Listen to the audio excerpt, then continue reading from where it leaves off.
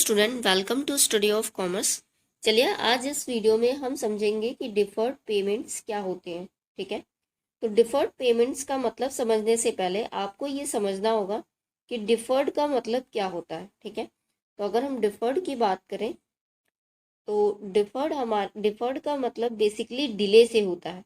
ठीक है, तो ये जो डिफर्ड वर्ड आता है या कभी हम कोई चीज़ डिफर करने की बात करते हैं मीन्स हम डिले करने की बात कर रहे हैं।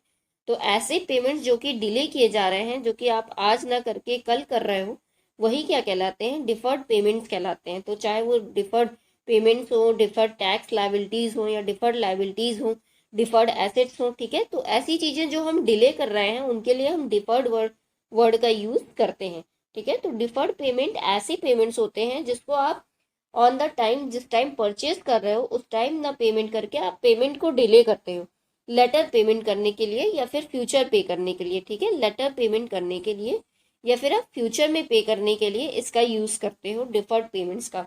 तो डिफर्ड पेमेंट्स में बेसिकली होता क्या है कि आप इंस्टॉलमेंट में पेमेंट करते हो किसी भी चीज़ का। फॉर एग्जाम्पल मैं आपको एक एग्जाम्पल से समझाती हूँ।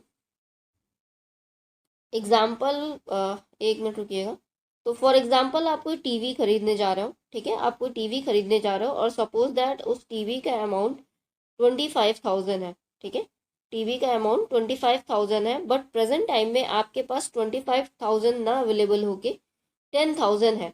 ठीक है, और वहाँ पे डिफर्ड पेमेंट का ऑप्शन चल रहा है। वहाँ पे जो कंपनी है वो आपको डिफर्ड पेमेंट का ऑप्शन प्रोवाइड कर रही है क्योंकि आपकी क्रेडिट अच्छी है। ठीक है, तो उस केस में क्या होता है कि आप 10,000 पे करके टीवी लेते जाते हो और जो 15,000 है उसको इंस्टॉलमेंट में या 2-3 महीने में आप पेमेंट करते हो। ठीक है, तो वही क्या कहलाता है, डिफर्ड पेमेंट एक तरह का कहलाता है। ठीक है, कि हमने इंस्टेंट बाय तो किया, सामान परचेज तो किया, बट पेमेंट जो है वो पोस्टपोन कर दिया या डिले कर दिया, पूरा पेमेंट एक साथ नहीं किया। तो इसमें क्या होता है कि इसमें इंटरेस्ट नहीं लगता।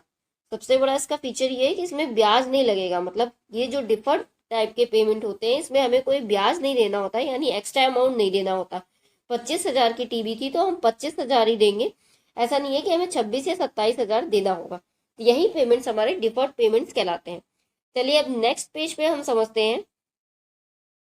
नेक्स्ट पेज पे हम समझते हैं कि हमारा डिफर्ड पेमेंट और लोन में क्या डिफरेंस है। ठीक है, तो एक हमारा डिफर्ड पेमेंट होता है और एक हमारा होता है लोन।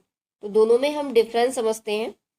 तो डिफर्ड पेमेंट का मतलब आपने समझ ही लिया कि ऐसा पेमेंट जो कि आप डिले कर रहे हो, तुरंत पेमेंट नहीं कर रहे हो, लेकिन जब आप पे कर रहे हो तो उसका फुल अमाउंट पे कर रहे हो, उसके अलावा एक्स्ट्रा कोई अमाउंट आप उस पर नहीं पे कर रहे हो। अगर 25,000 का सामान है तो आप 25,000 ही पे कर रहे हो, कुछ एक्स्ट्रा नहीं पे कर रहे हो। वही क्या कहलाता है, डिफर्ड पेमेंट कहलाता है।